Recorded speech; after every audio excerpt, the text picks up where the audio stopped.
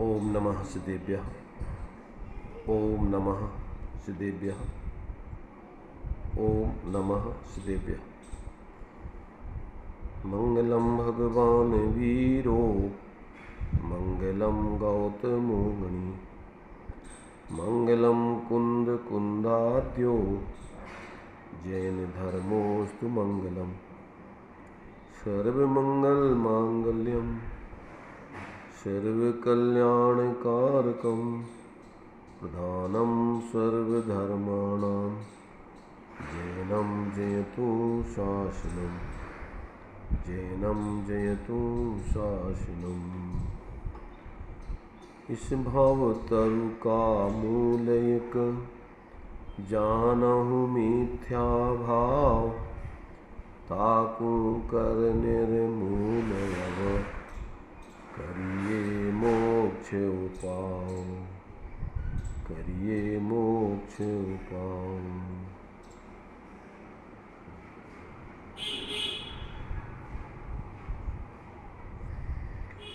चर्चा अपनी जो जीव जैन हैं उनके अंदर में सही जैनत्वपना प्रकट नहीं हुआ है। वो भ्रम से अपने को जैन मानते हैं, बाहर में सच्चे देवसास गुरु को मान रहे हैं, शास्त्रों का अध्ययन भी कर रहे हैं और जीवन में यथायोग आचरण में भी प्रवृत्ति कर रहे हैं, परंतु उनकी सारी प्रवृत्ति भ्रम रूप है, आभास रूप है। वो सच्चे अर्थों में जैनत्व का कार्य नहीं कर रहे हैं। तो यहाँ पर जो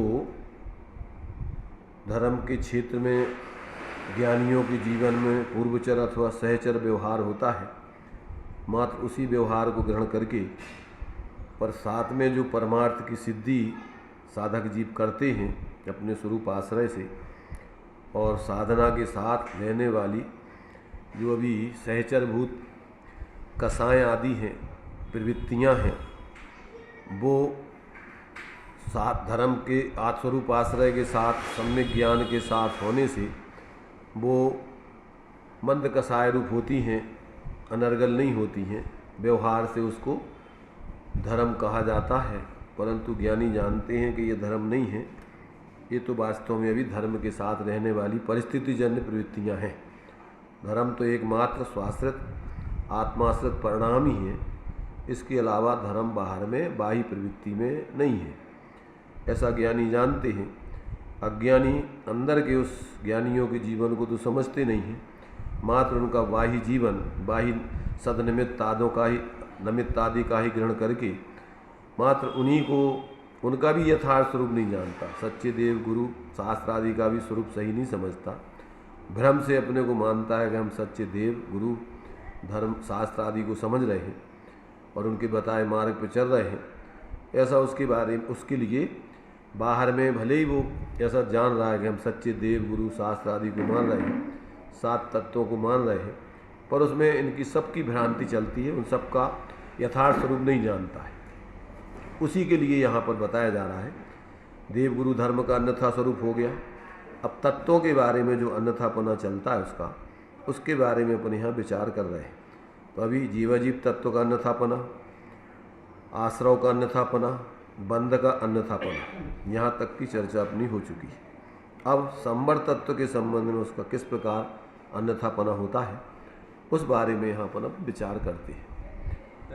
अभी सुबह जो है हम वहाँ बैठे हुए थे तो आशुतोष भाई आए, कहने लगे हमारी एक शंका है। हमने कि सुना, ये क्या शंका है आपकी? कहने लगे ये बताओ कि भगवान ने जैसा देखा है वैसा कार्य होता है कि हम जैसा करते हैं वैसा कार्य होता है? इसी से संबंधित है, वो अपन को समझने लायक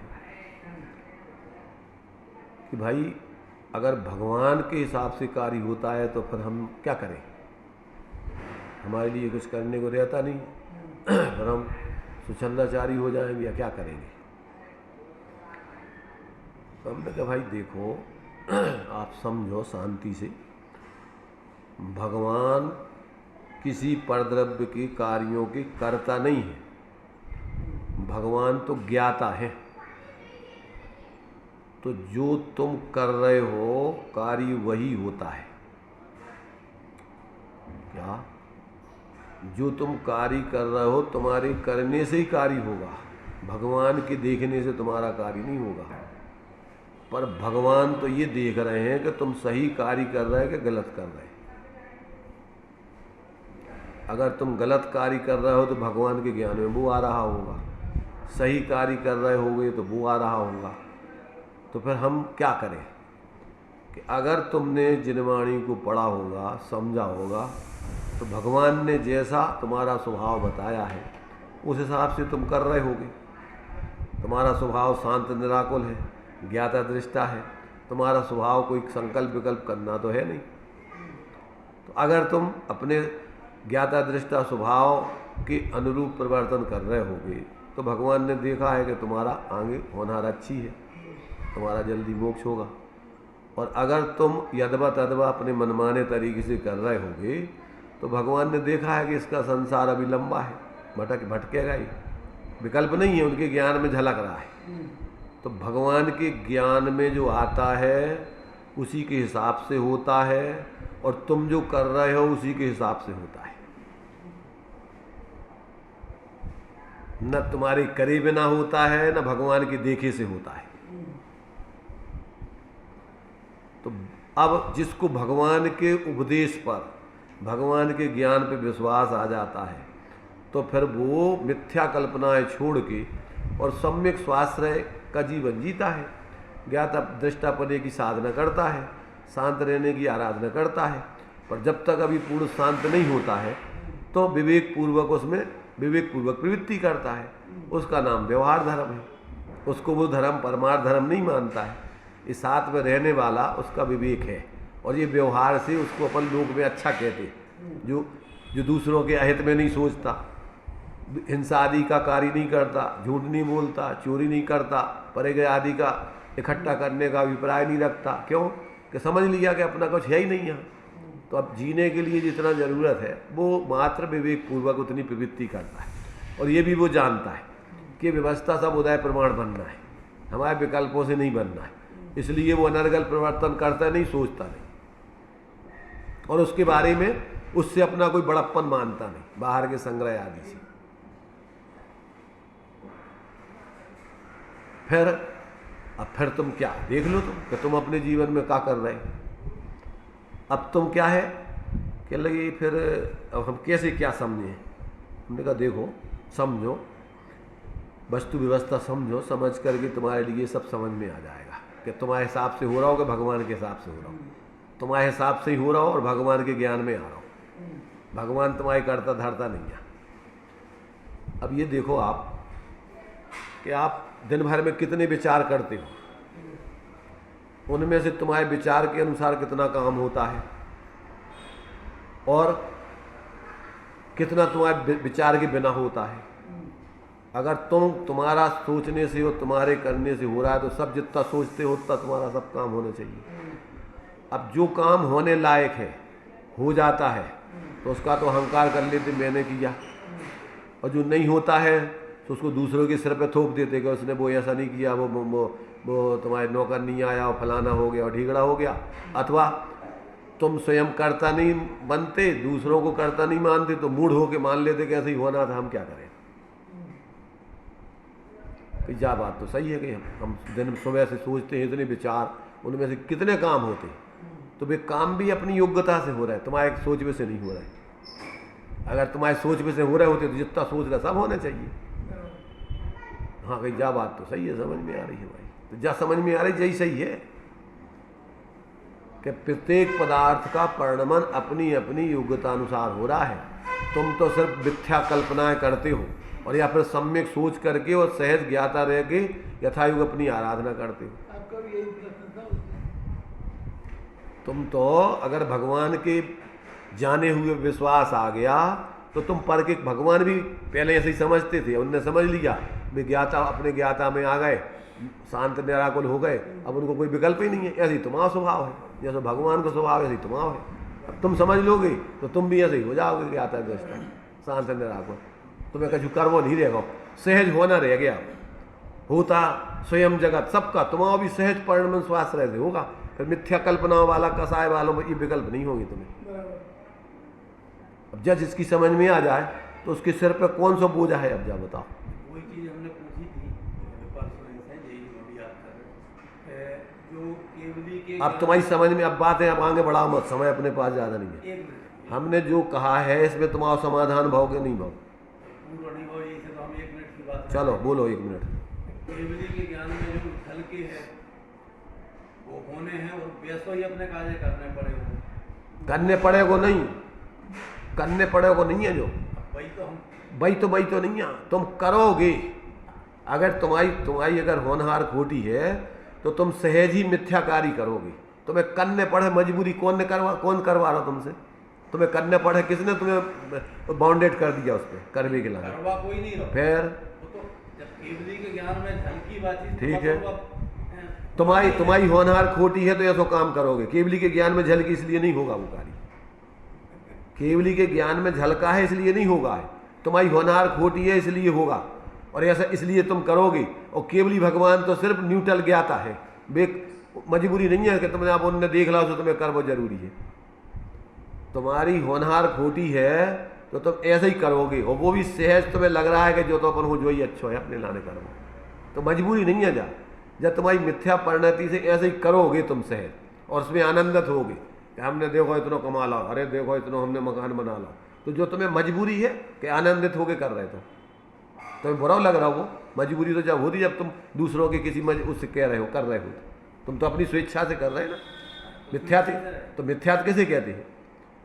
कि जो तुम्हारा काम नहीं है वैसा मानना जानना, उसी का नाम मिथ्यात है, उसी का नाम अज्ञान है, मिथ्या ज्ञान है। तुम हो तो रहो उनको अपनी योग्यता से, और तुम क्या मान रहे? मकान बनने हैं बन गओ, तुम सोच रहे कब से और बनो कब है? तुम्हारे सोच में से हो रहा हो तो तत्काल बनने तो ना, इतनी देर काय लग गई? तो अब का तुमने बनवाओ, भाई सोचो इस पर तुम गहराई से। तुम्हारा कोई विकल्प करना स्वभाव नहीं है, किसी पर का तो तुम्हारा करता धरतापना है ही नहीं, ये तो मिथ्या कल्पना है तुम्हारी। ये जब तक दिमाग में तुम्हारे फितूर रहेगा तब तक तुम सहज ज्ञाता का आश्रय करो, तुम्हारी वृत्ति अंतर में झुकेगी नहीं, अंदर में तुम्हारे मिथ्या कल्पनाओं में इधर उधर ही सोचते रहोगे। तो जब तुम्हें ये स्वीकार हो जाएगा तब तुम्हारा स्वभाव ज्ञाता है, और तुम्हारी दृष्टि स्वरूप पे जाएगी और उसका अवलंबन होगा, तुम्हें अतीन्द्रिय आनंद आएगा। अब अस्थिरता जन जब तक पूर्ण स्वरूप में लीन नहीं होगे तब तक जो भाव होंगे वो ज्ञान सम्य ज्ञान पूर्वक विवेक पूर्वक होंगे, और उसमें धर्म नहीं मानोगे। ये अपनी कमजोरी है, मजबूरी है, इसको भी अपन को दूर करना है। कैसे? स्वरूप में स्थिर होगे, इसके अलावा और तुम्हारे हाथ में अब कुछ नहीं है। और अब वो भी समय पर सहज होगा। और कौन सा? स्वरूप की स्थिरता भी वो तुम्हारी पर्यायगत योग्यता से होगी, और तुम्हारे विकल्प करते रहने से, आकुलता करने से नहीं होगी। जो केवल ज्ञानी हो जाते ना, वे भी अब जब तक आयु कर्म है जब तक उनको रहना पड़ेगा। वे सोचे कि हम जल्दी अब जिस 4 आघातीय कर्मों का अभाव करके मुख चले जाएं, वे भी नहीं करते। फिर सहज है जीवन, उनको क्या है? कुछ नहीं है, आकुलता नहीं है। सम्यक दृष्टि को सहज निराकुलता पूर्वक होश पूर्वक जी रहा है। कहीं पर में एकत्व बुद्धि नहीं, कर्तृत्व बुद्धि नहीं, स्वामित्व बुद्धि नहीं। अपनी अस्थिरता से जो जुड़ान हो रहा है उसमें विवेक है। उसको क्या विवेक है? कि ये कार्य अपन किसी के ठगने के लिए नहीं कर रहे, किसी के प्रति दुर्भाव नहीं कर रहे, ये शुभ भाव चल रहा है, इससे पुण्य बनेगा। हम किसी के अभी पड़ा पन्ने कि उसके पुण्य पाप के उदय अनुसार हितहित की व्यवस्थाएं बनेंगी, तुम्हारे सोचने से नहीं। तुम्हारी तो अस्थिरता से कर्मों का आश्रय बंद होगा, शुभ पुण्य बंद करोगे तुम तो। और जब तक संसार में रहना है तब तक तुम्हारा ऐसा पुण्य आश्रय बंद होगा। अच्छे स्थानों पर जन्म लोगे व्यवहार से, परमार्थ से तो चारों गतियां दुख रूप है। अब तुम्हारे लिए क्या करना है बताओ? अगर तुम भगवान के आधार पर या वस्तु स्वरूप के आधार पर जीना चालू करोगे तो सारे विकल्प मात्र को तुम हे जानोगे। हमारा विकल्प उठाना ही हमारे लिए अनर्थकारी है। अब आप सम्यक विचार करोगे। अगर पूरे विचार स्वरूप में स्थिर होगे, नहीं तोड़ पा रहे, तो क्या करोगे? ये सम्यक सोचोगे कि वास्तव में हम किसी के करता धरता नहीं है। जो शास्त्रों में लिखा है, होता स्वयं जगत परिणाम, कोई किसी का नहीं करता काम, दूर हटा मिथ्या परिणाम। तो ये सहज सोच चलेगा तुम्हारा। तो इस सहज सोच से तुम्हें मिथ्यात्व का आश्रय बंद नहीं होगा। विपरीत नहीं सोचोगे, अरे वो तो ठीक है, वो तो शास्त्रों में लिखवा है, करता तो हम हैं ही, सब हम कर तो हम ही रहे। ऐसी मिथ्या मान्यता नहीं होगी तुम्हारी। इसलिए उससे क्या होगा कि अनंत संसार का बंद होने वाला मिथ्यात अनंतानुबंधी आदि पदार्थों के निरंतर राग द्वेष नहीं चलेंगे। आप अपने स्वरूप की अनुभूति पूर्वक स्थिरता करते हुए जियोगे, और जितनी अस्थिरता उसको और स्वरूप स्थिरता बढ़ाओगे जो पुरुषार्थ करोगे। बाहर में बड़बे को प्रति नहीं करोगे, हम और बना ले, एक मकान और हो जाए, 2 और हो जाए, 4 हो जाए, हमें तो काय कितना देने, और वो व्यवस्था बनना उदय प्रमाण। हम काय को इन विकल्पों में अपनो समय खराब करें उपयोग, ये उसका जीवन होगा।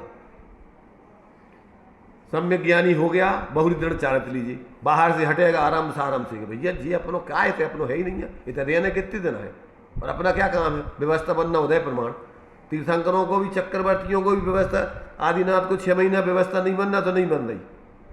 कौन बना रहा? देव बना रहे, आदमी बना रहे, कौन बना रहा? और के उदय अनुसार जो बनना है वो बनेगी। वे जान रहे, कभी नहीं है योग्यता तो नहीं है, ज्ञाता है, वे शांति से जी रहे।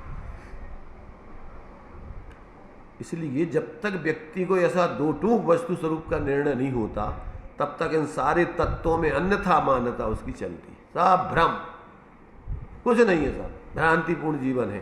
तो अब ये जो है, ये बात इसमें बताई जा रही, इन्हीं बातों को स्पष्ट कर रहे हैं आचार्य ज्ञानी धर्मात्मा कि संवर तत्व की उसकी क्या भूल रहती है। तो अब बता रहे हैं अभी जीव अजीव की क्या भूल है कि तुम हो तो जीव चेतन स्वरूप, और तुम अपने को शरीर आदि रूप मान रहे, उसके कर्ता धर्ता मान रहे, उसकी क्रियाओं को अपना स्वरूप जान रहे। ये सब क्या है? बहुत मोटी मोटी मूर्ताएं हैं सब। इसलिए भाई थोड़ी शांति से, धैर्य से समझने का प्रयत्न करें तो समस्याओं का समाधान। आध पौन घंटा उनको बैठे बैठे हम समझाते रहे। अभी इसलिए तो हमें नहाने में देर हो गई। हमने कि यार पात्र जीव अगर कोई आते, वैसे तो लोग रूढ़ी से सुनते हैं, इसकी जिज्ञासा सही है तो अपने इसको समाधान करो। मूल तो ये है कि भाई हमें ये समझ में नहीं आओ कि भगवान के आधार से काम हो रहा हो कि हम जो कर रहे हैं उसे हो रहा हो। तो इसलिए भाई ये जो है अपन को इस जन सबकी समस्या है। ये ऐसा लगा था कि अब भगवान ने देख लो, हम तो कहा अरे तुम, भगवान ने वही देखो है जो तुम कर रहे हो, जो तुम करोगे, जो किया है। भगवान ने कोई अन्यथा नहीं देखा। इसलिए हम ज़्यादातर वो जो छंद बोला जाता ना, जो जो देखी भीतर आग ने सो सो होसी धीरा रे, अनहोनी कबहू नहीं होसी काहे होते अधीरा रे। अब हम दूसरी पक्ष बोलते उसमें कि जो जो होसी भीतर आग ने सो सो देखी वीरा रे, अनहोनी कबहू नहीं होसी काहे होते अधीरा रे। अंतर समझ में आओ कछु? अभी प्रतीक भाई ने नहीं सुनो का कही, जो जो होगा वही भीतर आग ने देखा, और जो जो देखा है वो होगा के जो जो देखा, जो जो होगा वो देखा है। भाई सिर्फ कथन का अंतर है, एक ही बात है दोनों। तो जो तुम कर रहे हो वही देखा है भगवान ने, और वही होगा, और भगवान ने ज्ञान में उनमें वही आता है उनके, अन्यथा थोड़ी आता है। इसलिए भगवान तुम्हारे कार्यों के प्रत्येक द्रव्य के कर्ता नहीं है, विज्ञाता है, और वस्तु व्यवस्था जैसी है वैसे ही जानते हो। तो जो वस्तु स्वरूप को समझ लेगा, वस्तु स्वतंत्रता समझ लेगा, वो भगवान के केवल ज्ञान पर विश्वास आएगा उसको। और जिसको भगवान के केवल ज्ञान पर विश्वास आएगा उसको वस्तु व्यवस्था विश्वास आएगा। तो उसमें क्या अंतर है? तो मिथ्या दृष्टियों को माने कुछ ना कुछ कसाय से कर्तव्य से जो पुरुषार्थ दिखता है, ये नहीं दिखता पुरुषार्थ उसको कि अपना शांत रहने का। कोई गाली दे दी और उसको 4 सुना दो, जो पुरुषार्थ दिखता है। उसने गाली दे दी और तुम शांत रहो, जो पुरुषार्थ नहीं दिखता है। शांत रहने में ज़्यादा पुरुषार्थ है, गाली देने में पुरुषार्थ है। तो अपन को जो देखा, अरे तुमने उनकी बात सुन ली, उन्हें ऐसी कह दी, अरे उन्हें क्या कह दी भाई, वो खुद ही कसाय से परेशान है। अब तुम भी कसाय से परेशान होने लग जाओ। लोगों को उल्टी बुद्धि है। पुरुषार्थ माने ये सब कसाय के काम करना, जो पुरुषार्थ है सहज जो स्वाश्रय रूप परिणमन होता है और स्वरूप की संरचना में ताकत लगती है, वो पुरुषार्थ नहीं दिखता तुम्हें। सहज ज्ञातृत्व का, सहज स्वरूप संरचना का, ये पुरुषार्थ नहीं है।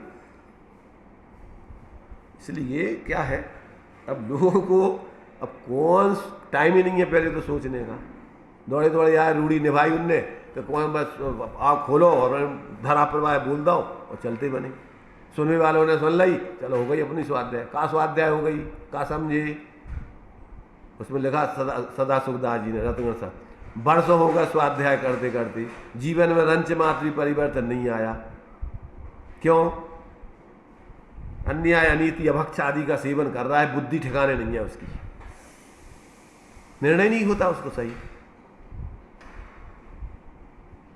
इसलिए अकेले रूढ़ी से स्वाध्याय कर लेना, मंदिर चले जाना, ये कछु धर्म नहीं है। जब तक आप धर्म के स्वरूप को नहीं समझोगे और समझ करके उस हिसाब से परिणमन नहीं करोगे, तुम अनंत बार साधु बन गए, खूब पंडिताई खूब कर ली 11 अंग 9 पूर्व तक को भल्लु धारणा में, पर जीवन में रंच मात्र भी शांति नहीं मिली। पेन जातम ज्ञान बिना सुख लेस न पाए। इसलिए भाई ये सारी बातें तो बहुत ही शांति से सुनने समझने की हैं, और सुन समझ करके उस रूप पर ज्ञान में निर्णय करके, उस रूप ज्ञान में श्रद्धान में व्यवहार से विश्वास करके, और फिर अपने अंदर में जो अपना स्वभाव है उस स्वभाव की माने जब अपन पर में कुछ करनी धरने का काम नहीं है, तो अपन फिर क्या होंगे कि फिर सहज अपन अपने स्वरूप की तरफ सहज परिणमन हो जाएगा।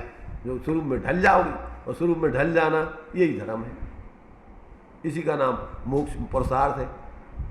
विकल्प करते रहना, राग द्वेष करते रहना, जो पढ़ने गे लुप्तता में जो पढ़ लें जो पढ़ लें जो पढ़ लें, जो पुरुषार्थ है कि सब विकल्प तोड़ करके सहज रह जाना, ये पुरुषार्थ है।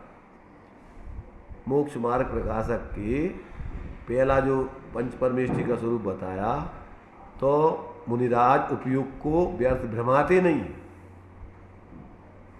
न उनको पढ़ने की ज़्यादा रुचि है, उनको तो सहज ज्ञाता रहने की रुचि है। उनके ज्ञान में जो आता है उसको सहज जान लेते हैं, अपने उपयोग को बुद्धिपूर्वक भ्रमाते नहीं है। क्यों? उपयोग को भ्रमाना यही तो संसार का कारण है। क्या है? उपयोग की चंचलता ही सर्व दुखों का मूल है। अब ये बात जो है आदमी को, अब क्या है, अब कछु नहीं करें हम। अरे कछु नहीं करो ना, जो ही तो धर्म में आए। माँ चिट्ठा है, माँ जंपा है, माँ जो तुम कर रहे जी के लाना तुम कर वो मान रहे, वो तुम्हारा धर्म है ही नहीं है। किम भी जेड़ हो ही फिरो, अप्पा अप्पा मी रहो, जो करने हैं बाहर को जो कर रहे हैं वो नहीं करने, और जो करने हैं अपने तुम्हारा स्वरूप शांत निराकुल है, शांत निराकुल रहो, जैसे हो वैसे रहो। पर कहते भैया ज़्यादा मत उड़ो, जितने हो उतना ही रहो, जो तुम्हारा स्वरूप है आत्मा को वो उसमें ही रहो, तुम इतने होते मत भटको, अपने उपयोग को भटकाओ मत। ये नहीं दिखत पुरुषार्थ।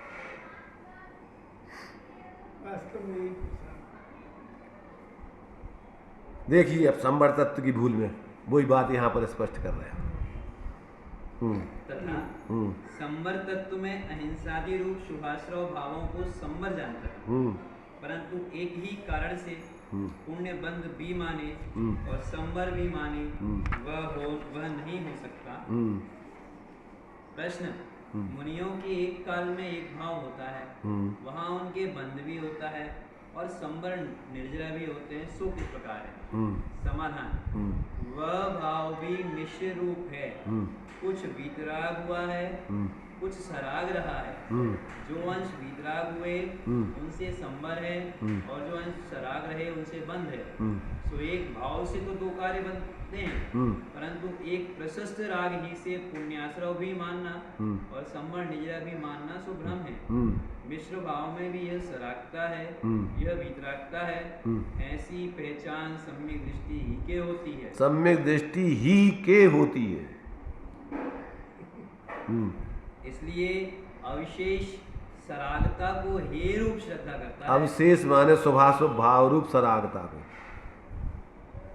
मिथ्या दृष्टि के ऐसी पहचान नहीं है, इसलिए सराग भाव में संवर के भ्रम से प्रशस्त राग रूप कार्यों को उपादेय रूप श्रद्धा करता है।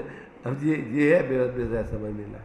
अब अरे यार एक भाव, अब क्या, अब वो साधकों के जीवन में रहने वाला सराग भाव की प्रवृत्ति, सराग भाव तो देखा अनुभव में आ जाता है। अनुभव मतलब बाहर में समझ लेता है, पर अंदर में जो भीतराग भाव है स्वाश्रय से प्रकट हुआ है, अब उसको कौन बताएगा? जब तक तुम स्वयं नहीं जियोगे तुम्हें कैसे समझ में आएगा? तो दो धाराएं चल रही। दृष्टांत हम ज़्यादातर देते हैं कोई फल का, कि फल 3 प्रकार से होते हैं। एक फल की 3 प्रकार की अवस्थाएं होती, कच्चा, पका, अध पका या अध कच्चा।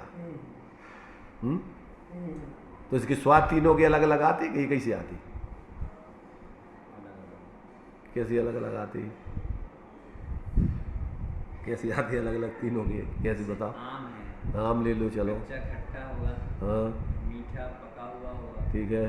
और जो कच्चा पका है वो खटमीठा होगा। तो इसका अब समझ में आ रहा है कि जो मिठा है वो पका है, जो खट्टा है वो कच्चा है। इन दो धाराओं को कैसे समझो अब तो? ऐसे ही जितनी स्वाश्रय में प्रवृत्ति है उतनी शांति है, निराकुलता है, और जितनी पराश्रित प्रवृत्ति है वो सब अशांति। अब वो कौन से काम कर रहे हैं तुम? शुभ कर रहे हैं कि अशुभ? ये तो व्यवहार से, परमार्थ से तो वो कसाय का काम है। तो कसाय मात्र ही है, छोड़ने लायक है, आश्रव है। अब वो क्या करता है कि वो ज्ञानियों के जीवन में जो कसाय की माने मिथ्यात अनंतानबंदी आदि कसाय के अभाव में थोड़ी जो मंद कसाय रूप शुभ प्रवृत्ति होती है तो उसमें वो धर्म मान लेता है। बाहर में फिर और आगे बढ़े तो वृत्तादि होते हैं तो उसको धर्म मान लेता है। तो वो शुभ राग को तो इसको धर्म मान लेता है और अंदर भी रागता की कोई खबर नहीं। अब वो ज्ञानी जान सकते, मिथ्या दृष्टि को तो वही दिखता है। अच्छा, आगम में भी वितराग भावों का इन वृत्तादिक में उपचार करके अरे तो मजबूरी है ना, कैसे बताएं? सही। समय सार में लिखा कि जहण भी सक्कम अणज्जम अणज्ज भाषम बनादु गाहे तुम तय व्यवहारेण में ना परमत्थुपदेशेण मसक्कम। अब जिसको व्यवहार ही देखा है तो अब उसको कैसे बताए परमार्थ? व्यवहार के बिना कैसे उपदेश दिया जाएगा? जिसने एक इंद्री, दो इंद्री, तीन इंद्री, मनुष्य जीव त्रियन जीव भी जाने हैं तो अब कैसे बताएंगे भैया जीव इनसे रहत चेतन स्वरूप ज्ञाता दृष्टा है? अब वो ज्ञाता दृष्टा कहो तो वो कहीं सिद्धालय में कोई भगवान अलग हुई है, जो ही जीव है वो कि जो मनुष्य है त्रियंश है, एक इंद्री दो इंद्री है, वो मनुष्य त्रियंश एक इंद्री दो इंद्री नहीं है, वो चेतन स्वरूप है। वो तो साथ में ये शरीर है, इसलिए उसको उपचार से उस पर आरोप है। ये तो कैसे बताओगे? अब तुम्हें समझाने के लिए तो यही उपाय है ना, जैसे जाना था वही तो बताना पड़ेगा तुम्हें, उसी हिसाब से वही को समझाना पड़ेगा। अब वो नहीं समझे तो अब कोई क्या करे? आचार्यों के पास उपाय दे गई है, संयोग की तरफ से कथन करना, भेद करके कथन करना कि भैया जो जानता है, जो देखता है, अब वो जानता देखता है कि गुण अलग अनंत गुणात्मक है तो वो तो प्रसिद्ध गुणों से उसको बसाएंगे।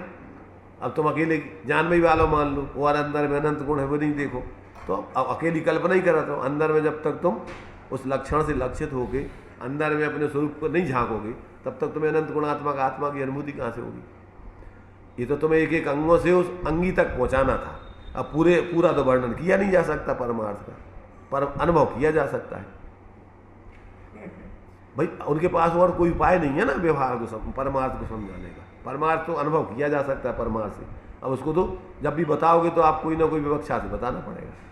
समझने की व्यवस्था है, समझने की व्यवस्था नहीं, समझाने की है पर एक सीमा है उसकी। हाँ, उसकी एक सीमा है, पूरी नहीं तुम समझा सका तो उसकी सीमा है। घोड़े को ले जा करके तुम नदी में पानी में खड़ा कर सकते, पानी पिला नहीं सकते उसको, पीना तो उसको अपनी तरफ से होगा। तो जितनी विधि है उतनी विधि अपनाना पड़ेगी। अब तुम दूर रह के खड़े घोड़ा को दूर रह के कहो देख घोड़ा वो है पानी पी ले, तो वो कैसे पी लेगा?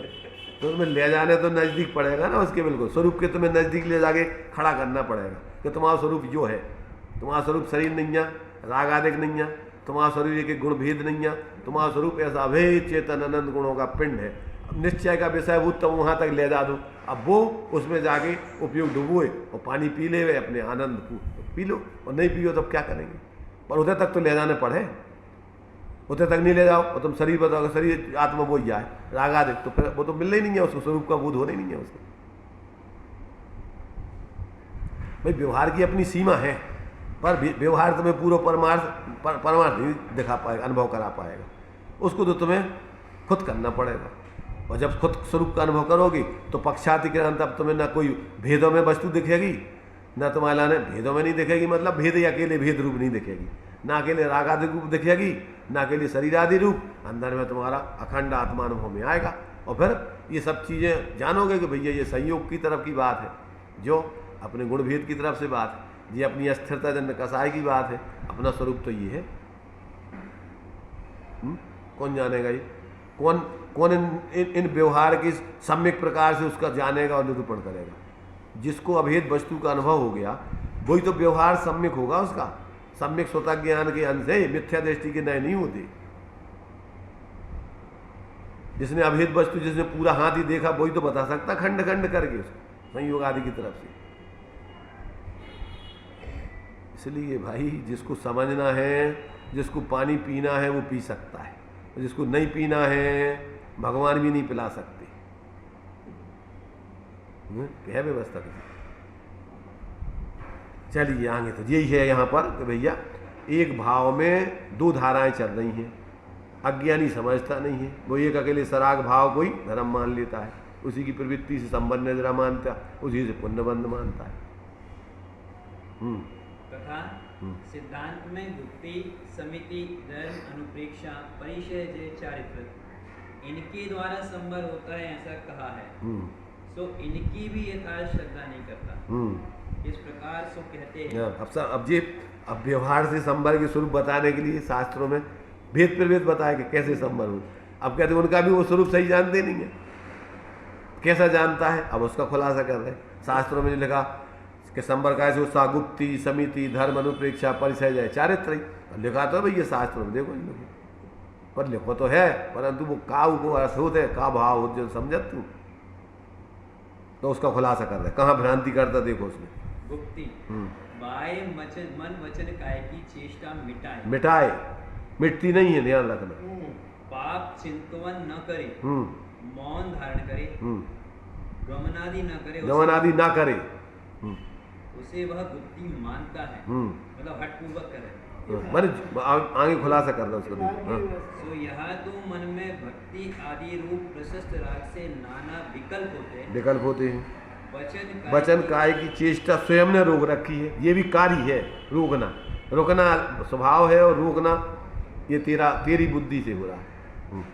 वहाँ शुभ प्रवृत्ति है। हाँ, शुभ प्रवृत्ति हो गई ये तीनों में। और प्रवृत्ति में गुप्तीपना बनता नहीं। हाँ, इसलिए वितराग भाव के होने पर जहाँ मन वचन काय की चेष्टा न हो, हाँ, वही सच्ची नहीं हो, वे नहीं करे नहीं।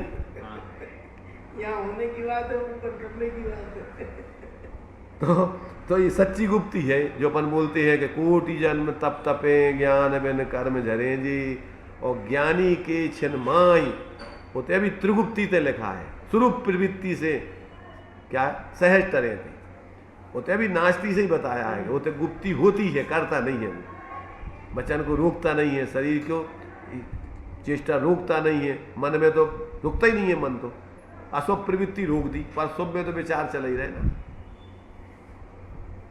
इसलिए इसको गुप्ति मानता है। तो भैया धर्मात्माओं के तो जब वीतराग भाव होता है तो उसमें प्रवृत्ति करे कौन, तो अपने आप न सोचना होता है, न बोलना होता है, न शरीर की क्रिया, न नेगेटिव रूप में, न पॉजिटिव रूप में, न करने रूप में, न नहीं करने रूप में, दोनों में बंद नहीं होता उसका, ये है गुप्ति सही। समिति तथा परजीवों की रक्षा के अर्थ यत्नाचार प्रवृत्ति उसको समिति मानता है। सो हिंसा के परिणामों से तो पाप होता है, और रक्षा के परिणामों से संबर कहोगे तो पुण्यबंध का कारण कौन ठहरेगा। तथा समिति में दोष डालता है, वहाँ रक्षा का प्रयोजन है नहीं, इसलिए रक्षा ही के अर्थ समिति नहीं है। तो समिति कैसी होती है। मुनियों के किंचित राग होने पर गमनादि क्रिया होती है, वहाँ उन क्रियाओं में अति आसक्ता के अभाव से प्रमाद रूप प्रवृत्ति नहीं होती, अन्य जीवों को दुखी करके अपना गमनादि प्रयोजन नहीं साधते, इसलिए स्वयं भी दया करती है। इस प्रकार सच्ची समिति है। टोड़ा मेरे जी ने गजब जो है मनो साइकोलॉजी जो है अज्ञानियों की, आभासियों की, कैसी कैसी उनकी प्रवृत्ति होती है, वो सब अंदर से पूरा खाका खींचा है पूरा। मतलब जो ये राजों के राग भाव का अभाव है, जो ऊपर के आए वितराग भाव, वो सच्ची समिति है भाई। उसमें तुम्हारी जो है सावधानी ऑटोमेटिक बढ़ती है, माने जीवों की हिंसा करने का उसमें प्रवर्तन, अति आसक्ति से जीव प्रमाद पूर्वक जीता है, हिंसा आदि होती है। अब अति आसक्ति तो है नहीं क्या, तो 5 समिति रूप जो प्रवर्तन हो रहा है उससे तो बंद है, उससे तो बंद हो रहा है, परंतु अभी जो वीतरागता हुई है तो बाही में कसाएं अत्यंत मंद हो गई। अब क्योंकि अब मान लो 3 चौगड़ी कसाएं चली गई, तो अब संजुनन कसाय में भी सर्वघाती स्पर्धकों का अभाव है। उसमें भी 2 प्रकार के स्पर्धक होते हैं, देशघाती और सर्वघाती। तो सर्वघाती स्पर्धकों का तो अभाव है, अब देशघाती स्पर्धक है, उसमें इस जाति की कसाई हो नहीं सकती। इसलिए अति आसक्ति का अभाव है। इसलिए अपना स्वार्थ साधने के लिए दूसरों का अहित करके, दूसरों को हानि पहुंचा के करें, ऐसा उनके भाव नहीं है। सहज रूप से उनकी दया पलती है, विवेकपूर्वक प्रवृत्ति होती है। मतलब वही किया ना, वीतराग भाव का इस संजोलन के मंद राग पर आरोप करके समिति को नजरा काटता है नहीं। देखो क्या है, समिति तो संजुलन कसाय पे ही आएगी, समझ रहे ना। सावधानी तो संजुलन कसाय में ही ज्ञान से बढ़त रही है। जो व्यवहार समिति कही जाएगी वो तो तुम्हारे उस कसाय में विवेक पूर्वक प्रवृत्ति करने पर ही व्यवहार से समिति कही जाएगी, और वो बंद की कारण, और वो तुम्हारे लिए पुण्य बंध का कारण है। जब तुम दूसरे जीवों का अहित नहीं करोगे और उनके हित पूर्वक उनका अहित ना हो ऐसा विवेक पूर्वक प्रवृत्ति करोगे तो इससे तुम्हें पुण्य बंध होगा। तो वो समिति तुम्हें पुण्य बंध का कारण है। और साथ में जो वीतरागता है उसमें तो प्रवृत्ति है ही नहीं, तो उसमें तो तुम्हारे संबंध जरा कसायों का जो परिवर्तन होता था, आश्रय बंध होता था, उससे तुम्हारी संबंध जरा चल रही। धर्म तथा बंधादिक के भय से अथवा स्वर्ग मोक्ष की इच्छा से क्रोधाधिक नहीं करते। मोक्ष की इच्छा से भी, परंतु वहाँ क्रोधाधिक करने का अभिप्राय तो मिटा नहीं है। हाँ। जैसे कोई राजादी के भय से अथवा महंत पने के लोभ से परिस्त्री का सेवन नहीं करता तो उसे त्यागी नहीं कहते। वैसे यहाँ क्रोधादि का त्यागी नहीं है, तो कैसे त्यागी होता है? पदार्थ इष्ट अनिष्ट भाषित नहीं होने से क्रोधाधिक होते हैं। हाँ? पदार्थ इष्ट अनिष्ट भाषित होने से क्रोधाधिक होते हैं, नहीं होने से नहीं। वही तो इष्ट अनिष्ट भाषित होते हैं। जब तत्वज्ञान के अभ्यास से कोई इष्ट अनिष्ट भाषित न हो तब स्वयं क्रोधाधिक उत्पन्न नहीं होते, तब सच्चा धर्म होता है। ये है व्यवस्था धर्म की। धर्म किसी बाहर के भय आदि से नहीं, किसी बाह्य प्रलोभन से नहीं। धर्म तो सहज अपने स्वास्थ्य परिणति का नाम है। तो सहज ही जब आप स्वास्थ्य जीवन जियोगे क्रोधादि का सहाय होगी नहीं। वस्तु स्वरूप समझ में आ गया कि भैया कोई किसी के लिए अच्छा बुरा नहीं, अपना नहीं पराया नहीं, सब अपने अपने में है। कोई किसी के लिए कुछ देता नहीं, लेता नहीं, कोई किसी का होता नहीं। तो अब काय को मोह करना, काय को राग करना, काय को देश करना। सहज ज्ञाता बन के स्वास्थ्य से जियो, उसका नाम धर्म है। ये बात समझ में जब तक नहीं आए अब तक अपन हम सोचते हैं, माने जो भी देखो, एक उपदेश देना एक कर्तृत्व बुद्धि से और एक अपने स्वयं के ही सहचरभूत साधना के लक्ष्य। मुनिराज भी उपदेश देते। एक बार इनसे बारल जी से कोई ने पूछा, पंडित जी यहाँ आपको उपदेश करना है, उन्होंने कहा नहीं करने के उपदेश। फिर क्या, क्यों नहीं करोगे? क्या नहीं करेंगे? फिर क्या करोगे? फिर कहने लगे प्रवचन करेंगे। तुम्हारे कारण से नहीं करेंगे, हम अपने कारण से करेंगे। तुम्हारी मजबूरी तुमको करना पड़ेगा, हम नहीं करेंगे। एक में करना पड़ेगा, ये बोल रहे थे जैसे कि करना पड़ेगा। क्यों करना पड़ेगा? मजबूरी है क्या हमारी? वो हमारी भूमिका है, उस भूमिका में हम ये काम करेंगे। लोग ज्यादातर ये तो कह रहे थे कि कांजी स्वामी हे पुण्य को हे और रात दिन वही पुण्य पुण्य पुण्य करते रहते। तो वो कहते हम क्या करेंगे, ये जा बताओ। हमारी भूमिका है स्वरूप में जावे कि हम मुनि तो है नहीं इतनी ऊंचाई से। अंदर में बीतराग, अंदर में स्वरूप का तो थोड़ा बहुत अपने उपयोग एकाग्र होता है। अब बाकी समय हम क्या करें? पाप हमें करने की रुचि नहीं है, हमने निर्वृत्ति ले ली है। अब हमें काम का है, धंधो व्यापार है नहीं है, मोड़ी ओढ़ है नहीं है कि वो काम करें। क्या करें बताओ?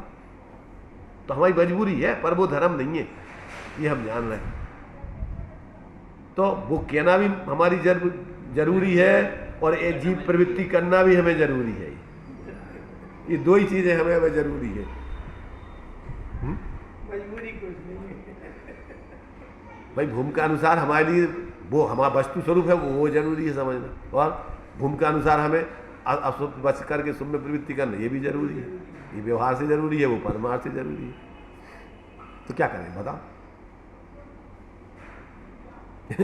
कि तुम जो है तुम गलत हो, बोलते तुम कुछ हो, करते कुछ हो। क्या भाई हमारी ऐसी स्थिति है? बोलते कोई जैसा बाजार में और तुम वही करते वही हो। पर करेंगे हम, ये बताओ? हम जिस भूमिका में है तो अब हमारे उतनी ऊंचाई हमारी ला नहीं पा रहे, पर बात तो वही सही है। पर जीवन में हमारी ऊंचाई नहीं है, तो कम गलत करने से, ज़्यादा गलत करने से कम गलत कर रहे हैं। कहे तो हम समझ तो रहे कि जो भी हमें करने लायक तो नहीं है, पर करेगा, मजबूरी है हमारी।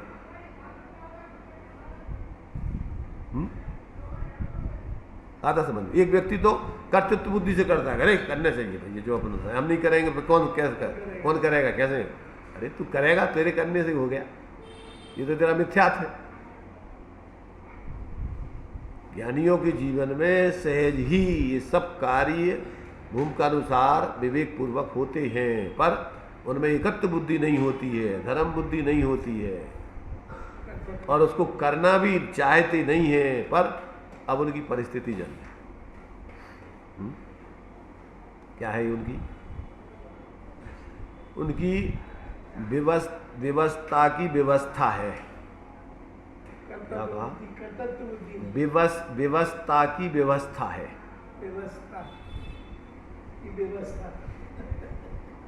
ये मजबूरी की मजदूरी है।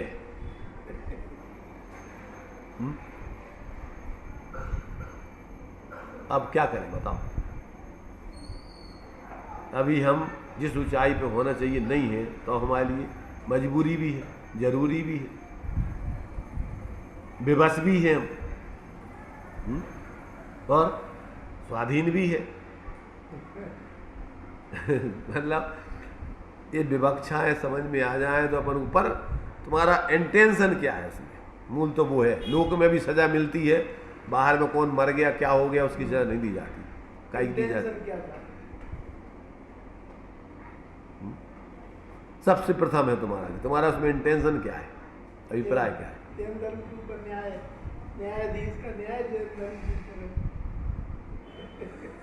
तो ये जो है, इन सब बातों को जब तक अपन नहीं समझेंगे तब तक धर्म के नाम पर भरम और चीखते चिल्लाते रहेंगे, धर्म संकट में, आ जाओ सब लोग, आ जाओ, मरवे मिटवे तैयार। कितने धर्म संकट में बताओ? कौन किसने तुम्हारा धर्म संकट में कर रखो ये बताओ? तुम खुद ही मूर्खता के काम करके संकट में धर्म को डाल रहे और दूसरों का नाम लगा आरोप कर रहे। अपनी करनी आप करें, सिर वरण की धरता। ये क्या है? ये अनीति है, ये अनीति है। जिन आज्ञा माने तो ऐसी अनीति संभव नहीं है।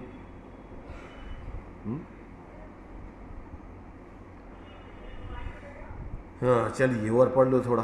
अनुप्रेक्षा तथा अनित्य आदि चित्तमन से शरीर आदि को बुरा जान हितकारी न जानकर उनसे उदास होना, उसका नाम अनुप्रेक्षा कहता है। तो ये तो जैसे कोई मित्र था तब उससे राग था और पश्चात उसके अवगुण देखकर उदासीन हुआ, उसी प्रकार शरीर आदि से राग था, पश्चात अनित्य आदि अवगुण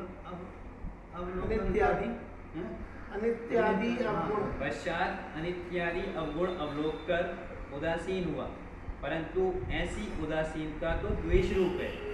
अपना और शरीर आदि का जहाँ जैसा स्वभाव है वैसा पहचान कर भ्रम को मिटाकर भला जानकर राग नहीं करना और बुरा जानकर द्वेष नहीं करना, ऐसी सच्ची उदासीनता के अर्थ यथार्थ अनित्यत्वादि का चिंतन करना ही सच्ची अनुपेक्षा है। जहाँ जे शरीर आदि का जहाँ जैसा स्वभाव है वहाँ वैसा पहचान कर भ्रम को मिटाकर भला जानकर राग नहीं करना, बुरा जानकर द्वेष नहीं करना, ऐसी सच्ची उदासीनता के अर्थ यथार्थ अनित्यादिक का चिंतन करना ही सच्ची अनुप्रेक्षा है। क्या कहना चाह रहे हैं यहाँ पर? शरीर आदिक का जहाँ जैसा स्वभाव है, कहाँ कैसा स्वभाव है?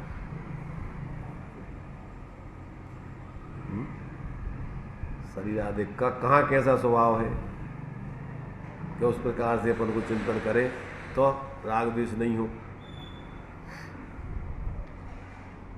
हैं बताओ? बहुत राग करता था, तो उस राग को कम करने के लिए अभी पहले ये बिल्कुल नहीं है।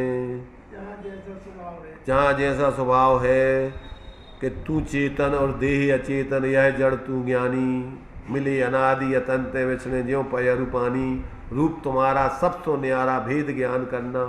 तो पहले तो जो पहले निर्णय करो पहला कि तुम अलग हो, वो अलग है, तेरा उससे कोई संबंध नहीं है परमार्थ से। अब व्यवहार में अभी निमित्त नैमित्तिक संबंध से तेरे साथ लगा हुआ है, तो ये उसका पर्याय स्वभाव है परिणमन होना। द्रव्य पने से तो वो जितने परमाणु हैं अनादि अनंत हैं। इसलिए जयचंद जी छाबड़ा ने दिया, क्या दिया कि द्रव्य दृष्टि से सर्व थिर, पर्याय थिर है कौन। द्रव्य दृष्टि आपा लखो, द्रव्य दृष्टि पर को लखो, पर्याय नय कर कौन। अपना और शरीर आदि का जहाँ जैसा स्वभाव है, पर्याय में पूर्ण गलन के बिछुड़ना मिलना पुद्गलों का स्वरूप है, उसमें अपन क्या कर सकते हैं, वो उनका स्वभाव है, इसमें हमारा क्या चलेगा, हमारा क्या बस है।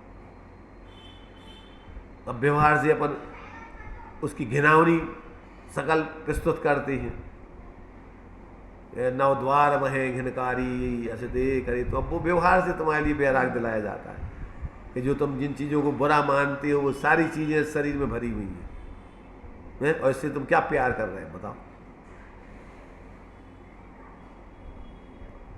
तो जहाँ जो चीज़ बताई जा रही है वो पर्याय दृष्टि से आपको बताई जा रही है, व्यवहार से उपचार से कथन है, उसको बुरा बताना वास्तव में तो वो ना बुरा है ना अच्छा है तुम्हारे लिए, अलग स्वतंत्र परिणमन है उसका।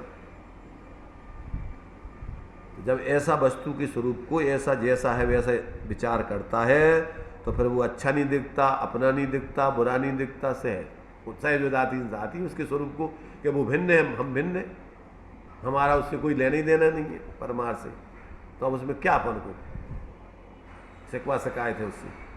पूर्वी निमित्ता में दिख संबंध ऐसा है कि वर्तमान व्यवस्था उसकी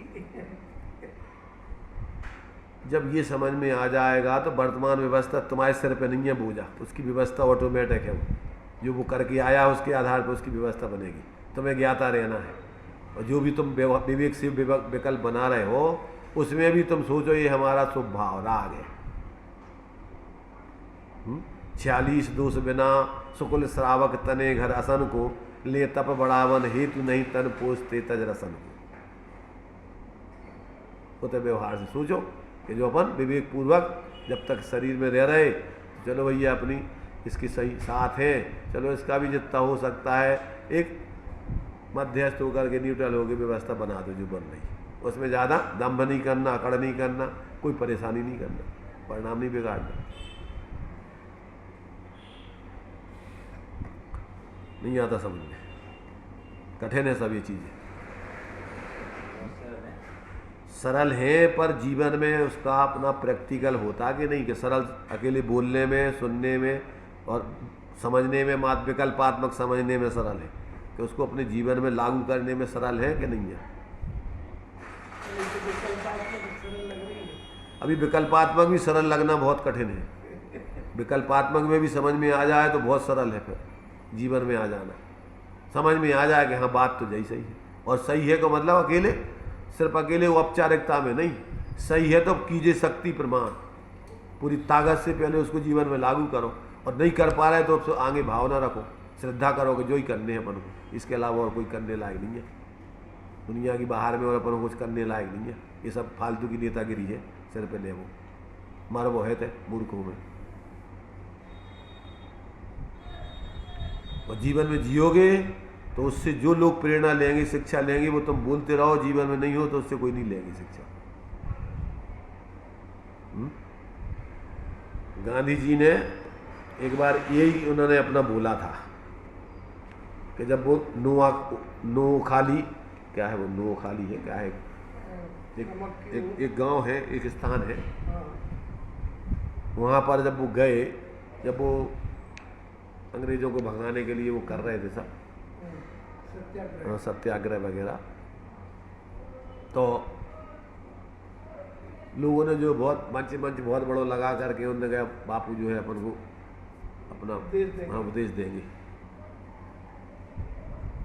अरे उनने कही भैया काय को तो आडम्बर जोड़ रहे तुम। उनने 2 शब्द बोले अकेले इतने, आमार जीवन ही आमार वाणी, वहाँ की भाषा में वो बोले हमारा जीवन ही हमारा उपदेश है, हम और ज़्यादा क्या बोले तुमसे, बस इतना बोलो और बस आगे बढ़ो। हम जो जी रहे हैं देख लो, तुम्हें अच्छा लग रहा हो तो तुम जीवन में उतार लो, और हम नहीं जी रहे तुम्हें बताएं तो तुम कैसे मानोगे। ऐसे ही धर्मात्मा का जीवन उसका उपदेश है मूल में। उसके जीवन को देख करके जिनका होनहार अच्छी है वो सुधरते हैं, और जीवन के संग संग बोलते हैं तो और विशेष असर होता है। पर जीवन में हो नहीं और बातें लंबी चौड़ी करें तो कोई मानता नहीं है। बाद में और परिणाम और मायाचारी के परिणाम और होते कि आदमी बहुत बेईमान है, बातें कुछ करता है करता मरता कुछ नहीं, ठगिया है। पहले के नेता जो है आगे पहले होते थे, बाद में जनता को करते थे। आजकल के नेता जनता को वहीं करते थे, अपन चले जाते हैं जेल में बंद हो जाते और आराम से वहाँ बढ़िया आराम से खाते पीते। मरो बेटा तुम, सामने मोर्चे पे लगा दिया जनता को। ऐसे ही मोक्ष मार्ग में तो मोक्ष मार्गस्य नेतारम वेत्तारम कर्म भूवृताम ज्ञातारम विश्व तत्वानाम वंदे तदुर्लभ है। मोक्ष मार्ग के नेता पूर्ण वितराग सर्वज्ञ होते हैं मूल में तो, और वो बात जो बता रहे वे लोगों के लिए घर करती। हाँ बात वास्तव में ऐसे ही। और अगर बिल्कुल भी जीवन में नहीं हो और बातें लंबी चौड़ी करो तो सबकी समझ में आता है कि सब बातें फोकट की है, अपने को सिर्फ दिखाने के लिए है, दूसरों में अपनी सिर्फ सेखी बगाड़ने के लिए। ठीक है ना, टोडामल जी मोक्ष मार्ग प्रकाश में क्या जीवन का कोई ठिकाना नहीं, सच्चे देव साधु गुरु का ठिकाना नहीं, जीवन में नैतिकता भी नहीं, और बातें लंबी चौड़ी करे तो ये सब कहते काय की बातें हैं, चतुराई की बातें हैं, और अपने मान पोषण के लिए सम्मान की बात है, इसमें कोई दम नहीं है। इसलिए जिसको समझ में आ जाता है उसका जीवन भी बोलने लगता है। अपनी शक्ति प्रमाण उसको अपनाए बिना समझा क्या उसने, समय सार जी में दिया है कि ज्ञान से संवर होता है, ज्ञान से आश्रमों का निरोध होता है। तो उनने प्रश्न किया कि जा बताओ कि वो ज्ञान आश्रमों में प्रवृत्त है कि आश्रमों से निर्वृत्त है। कहते आश्रमों में प्रवृत्त है अगर तो उसको हम ज्ञान कहते ही नहीं है, और आश्रमों से निवृत्त है तो ज्ञान से आश्रमों का निरोध होता है। अब कितना है वो अपनी शक्ति है उसकी, पर सर्वथा आश्रमों से निर्वृत्ति नहीं हो और हमने तो जान लाओ, तुमने समझ लाओ कि सामने कुआ है और जाके पढ़ रहे हुए तो तुमने जान लाओ। जब तक आप उससे निर्वृत्ति नहीं करोगे पूरी शक्ति प्रमाण, तब तक माना नहीं जाएगा कि आपको विश्वास आ गया। लोक में भी यही है कि बाप बेटा से कहे बेटा जाओ पानी ले आओ, और पानी नहीं आए 1-2 मिनट, कहा बेटा नहीं सुनी का, कि हमने सुन ली ना, तो कहा सुन लो। फिर वो कहेगा नहीं सुनी का। जब तक पानी नहीं आ जाएगा या पानी के लिए प्रयत्न करता नहीं देखेगा तब तक वो कहेगा तुमने नहीं सुनी का। ऐसे लोग धर्म के क्षेत्र में भी जब तक अपने जीवन में उसका प्रैक्टिकली प्रयोग नहीं होगा तब तक कोई व्यक्ति उसको मानेगा नहीं कि तुम जो है जो बात कह रहे सही है तुम्हारी। क्यों कि अगर तुम्हें अच्छी लगी होती तो तुम पहले अपनाओ थे ना वो। इसलिए तो मोक्ष मार्ग प्रकाश कम से कम व्यक्ति श्रद्धावान तो हो ही। आचरण में तो यथाशक्ति जितना लाभ है वो लाई गई, पर अभी कम से कम उस पर अगर प्रीति है तो उसका जीवन में अनर्गल परिवर्तन नहीं होगा। श्रद्धावान व्यक्ति के जीवन में अन्य लोक विरुद्ध धर्म विरुद्ध राज्य विरुद्ध आदि कार्य नहीं हो। क्यों कि वे तुम्हारे कोई जबरदस्ती थोड़ी कोई करवा रहा तुमसे। चलिए तो ये जो है तुम्हारा कहाँ तक आ गए अपन, अनुप्रेक्षा माने जो संवर के हेतु बतलाए शास्त्रों में, गुप्ती समिति धर्म अनुप्रेक्षा परिचय जय चर, इसके द्वारा संवर होता है ऐसा कहा है। सो इनकी भी यथार्थ श्रद्धा नहीं करता। ये उसकी चर्चा अपनी चल रही। तो यहाँ पर गुप्ती का समझ लिया, समिति समझ ली, धर्म समझ लिया, और अनुप्रेक्षा का अन्य सम्यक प्रकार क्या है और उसकी अन्यथापना क्या है। तो उसकी बुराइयाँ जान करके कि भैया ये तो अनित्य है, जैसे पहले कोई मित्र हो और उसके दोष दिखाई दे गए अपन को, फिर उससे द्वेषपूर्वक अपन उससे बोले नहीं, तो ये मध्यस्थता नहीं कहलाती। और मध्यस्थता है भी तो द्वेष बुद्धि पूर्वक है, ये सम्यक मध्यस्थता नहीं है। सम्यक मध्यस्थता तो कब कहलाएगी कि जब जैसा जिसको जहाँ जो स्वरूप है उसका यथार्थ स्वरूप समझकर, और फिर न उसमें राग हो न द्वेष हो, सहज अपन अपने स्वरूप की आराधना में लग जाएं, तो वो शरीर से सच्ची मध्यस्थता कहलाएगी। चलिए, अभी तो अपना टाइम हो चुका है, विचार करना इन बातों पर सब। ये